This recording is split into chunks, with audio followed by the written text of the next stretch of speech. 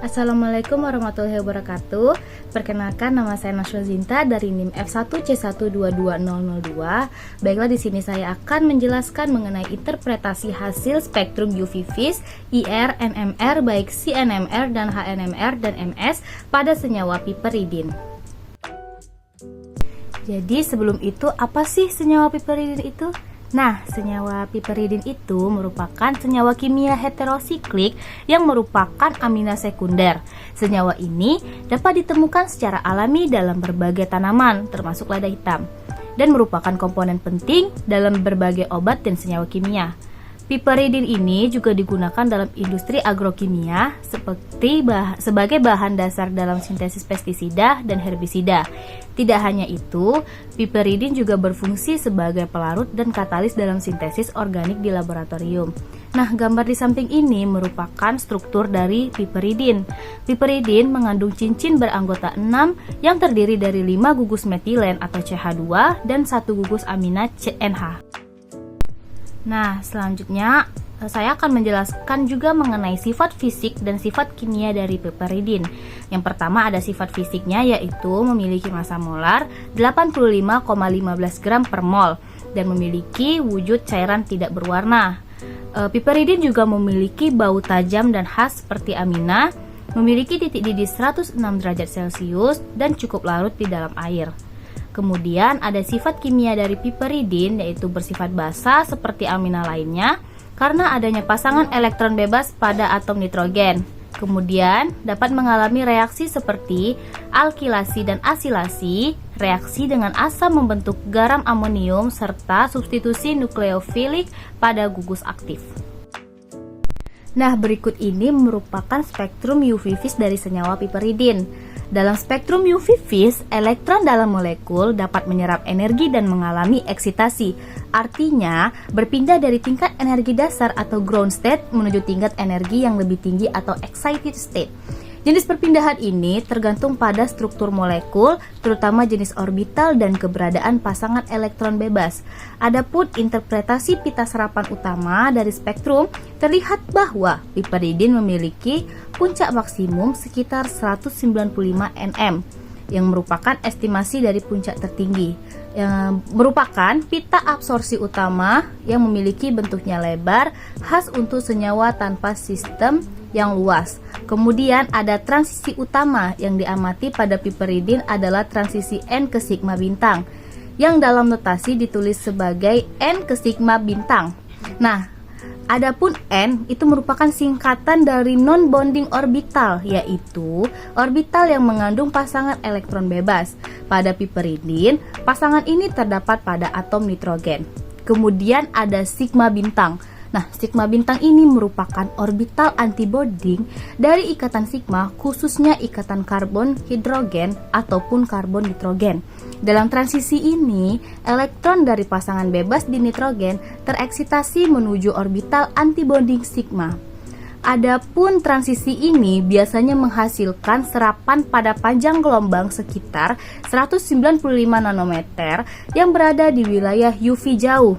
Nah, nilai ini cocok dengan karakteristik umum transisi N ke sigma bintang, yaitu panjang gelombang maksimum atau lambda max itu sekitar 170 sampai 220 nanometer yang memiliki intensitas sedang dengan log epsilon sekitar 1 hingga 3,5 serta butuh keberadaan atom hetero dengan pasangan elektron bebas seperti nitrogen. Dengan demikian, piperidin sebagai senyawa amina jenuh sangat cocok untuk menampilkan transisi ini. Adapun mekanisme transisinya secara visual, di mana mekanisme transisi dapat dijelaskan bahwa pasangan elektron bebas dari nitrogen menyerap energi dan berpindah ke orbital antibonding sigma. Baiklah, selanjutnya ada interpretasi spektrum inframerah atau IR dari senyawa piperidin, khususnya pita-pita serapan yang menjadi ciri khas struktur amina sekunder alifatik berbentuk cincin. Pertama, pita pada daerah 3.300 hingga 3.400 cm pangkat minus 1 yang merupakan pita regangan NH atau NH stretch, di mana yang berasal dari gugus amina sekunder. Pita ini biasanya sedang hingga lemah intensitasnya dan tidak terlalu tajam, berbeda dengan regangan OH yang lebih intens dan lebar. Piperidin memiliki satu atom nitrogen yang berikatan dengan satu atom hidrogen dan satu gugus alkil. Maka kehadiran pita ini secara langsung mengkonfirmasi keberadaan gugus amina sekunder dalam struktur molekul. Kedua, pita antara 2.800 hingga 3.000 cm pangkat minus 1 menunjukkan adanya regangan CH alifatik atau CH stretch. Nah, pita ini umumnya muncul sebagai serapan tajam dan kuat karena regangan dari gugus metil CH3 dan metilen. Piperidin mengandung banyak gugus CH2 yang membentuk cincin, sehingga pita ini mengkonfirmasi keberadaan kerangka alifatik. Ketiga, pita lenturan CH ditemukan pada 1450 hingga 1470 dan 1380 sampai 1390 cm pangkat minus 1.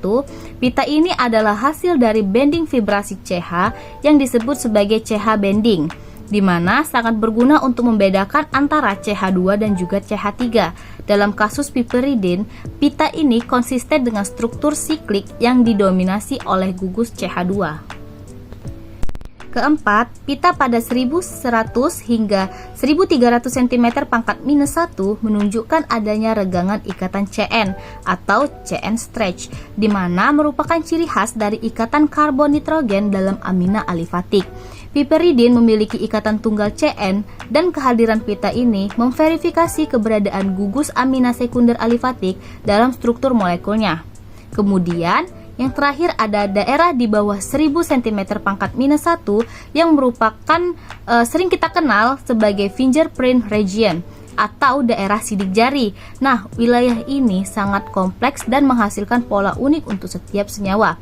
Pada piperidin, wilayah ini menunjukkan pola khas akibat struktur siklik dan keberadaan nitrogen dan dapat dibandingkan dengan spektrum referensi untuk validasi identitas molekul. Dengan demikian, spektrum IR pada piperidin memberikan bukti kuat tentang struktur molekul alifatik siklik dengan gugus amina sekunder. Baiklah, selanjutnya ada spektrum NMR, yaitu yang CNMR dari piperidin, yaitu memiliki dua sinyal utama, di mana sinyal pertama sekitar 46 hingga 51 ppm. Nah, sinyal ini muncul pada rentang 46 hingga 51 ppm dan memiliki intensitas menengah. Artinya, kekuatannya tidak terlalu lemah, namun juga bukan yang paling dominan di spektrum. Sinyal ini mewakili dua atom karbon, yaitu C2 dan C6, yang merupakan karbon yang langsung terikat ke atom nitrogen atau karbon alfa terhadap nitrogen. Kemudian, karbon-karbon ini terletak tepat di sebelah nitrogen karena nitrogen bersifat elektronegatif. Ia akan menarik densitas elektron dari karbon yang bersebelahan dengannya. Efek ini menyebabkan karbon menjadi deshielded atau dengan kata lain mengalami penurunan kepadatan elektron, sehingga sinyalnya akan bergeser ke medan rendah atau downfield dalam spektrum. Karena cincin piperidin memiliki simetri rotasi, maka C2 dan C6 berada dalam lingkungan kimia yang identik.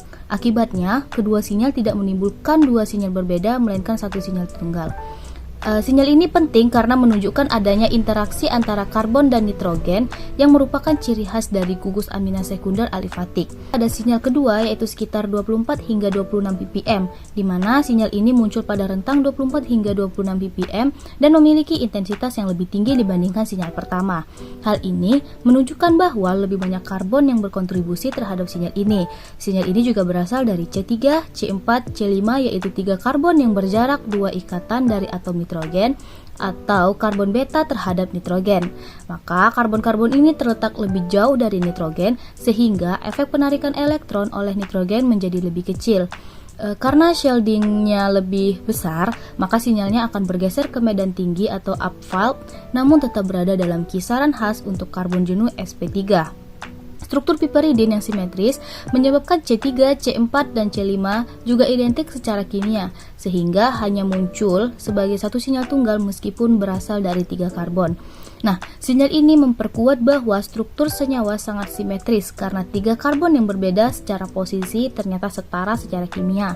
Selain itu, intensitas sinyal yang lebih besar dibandingkan sinyal C2 atau C6 juga sejalan dengan jumlah karbon yang lebih banyak, yaitu 3 karbon versus 2 karbon, sehingga totalnya adalah 5 karbon, tetapi hanya menghasilkan 2 sinyal karena kesetaraan kimia akibat simetri cincin. Nah, selanjutnya ini merupakan spektrum NMR, yaitu HNMR dari piperidin. Nah, kita tahu bahwa piperidin itu merupakan senyawa heterosiklik jenuh dengan 6 anggota cincin, di mana salah satu atom karbonnya digantikan oleh nitrogen. Karena sifat nitrogen yang elektronegatif, maka posisi proton di sekitar nitrogen akan sangat mempengaruhi pergeseran kimia atau chemical shift dalam spektrum HNMR. Nah, sinyal pertama itu muncul sekitar delta 3,3 ppm. Sinyal ini adalah yang paling kiri dalam spektrum, artinya memiliki nilai ppm tertinggi. Nah, mengapa sinyal ini muncul paling kiri? Karena proton yang berkontribusi terhadap sinyal mengalami deshielding yang sangat kuat. Artinya mereka berada sangat dekat dengan atom elektron negatif, dalam hal ini nitrogen, dapat menugaskan sinyal pada proton dari gugus CH2 yang langsung berikatan dengan nitrogen atau gugus NCH2. Nah, dalam struktur piperidin ada 2 gugus CH2 seperti masing-masing membawa 2 proton. Nah, jadi total ada 4 proton yang menyumbang pada sinyal ini. Kemudian sinyal kedua berada pada delta sekitar 2 hingga 2,2 ppm. Sinyal ini berada di tengah-tengah spektrum, menunjukkan bahwa proton-protonnya mengalami deshielding sedang. Nah, kemungkinan besar ini adalah proton dari gugus CH2 yang berada 1 karbon jauhnya dari nitrogen, atau yang disebut sebagai CH2 beta terhadap nitrogen. Meskipun tidak langsung terikat pada nitrogen, proton-proton ini masih merasakan efek penarikan elektron oleh nitrogen, walaupun tidak sekuat pada posisi alfa. Akibatnya, sinyal mereka muncul di daerah sekitar 2 ppm. Nah, di sini juga terdapat 2 jenis CH2 yang setara secara kimia, masing-masing menyumbangkan 2 proton sehingga totalnya ada 4 proton. Kemudian ada sinyal ketiga, yaitu muncul di daerah paling kanan sekitar delta 1,4 hingga 1,6 ppm. Nah, ini merupakan sinyal dengan nilai ppm terendah. Artinya, proton-proton yang menyebabkannya adalah yang paling shielded atau paling terlindungi dari pengaruh lingkungan elektron. Proton ini kemungkinan berasal dari gugus CH2 yang berada di posisi gamma terhadap nitrogen, yaitu 3 atom dari posisi N. Karena jaraknya cukup jauh dari atom elektron negatif, efek deshieldingnya lemah dan proton ini mengalami shielding maksimum dibandingkan proton lainnya dalam cincin. Karena hanya satu jenis CH2 dalam posisi ini, maka sinyal ini berasal dari 2 proton. Jadi, ketiga sinyal ini menggambarkan urutan jarak proton terhadap atom nitrogen. Jadi, kesimpulannya, ketiga sinyal ini menggambarkan urutan jarak proton terhadap atom nitrogen. Semakin dekat dengan nitrogen, maka semakin deshielded dan sinyalnya muncul semakin kiri. Sebaliknya, semakin jauh dari nitrogen, proton menjadi lebih shielded dan sinyal muncul lebih ke kanan. Dengan melihat posisi sinyal dan jumlah proton yang menyusunnya, kita bisa mengkonfirmasi struktur piperidin secara akurat melalui spektrum HNMR ini. Nah, selanjutnya ada spektrum MS dari piperidin, di mana pada senyawa ini terjadi pembentukan ion M+, di mana senyawa piperidin apabila ditambahkan elektron, maka yang terionisasi adalah elektron bebas nitrogen menjadi 1 elektron.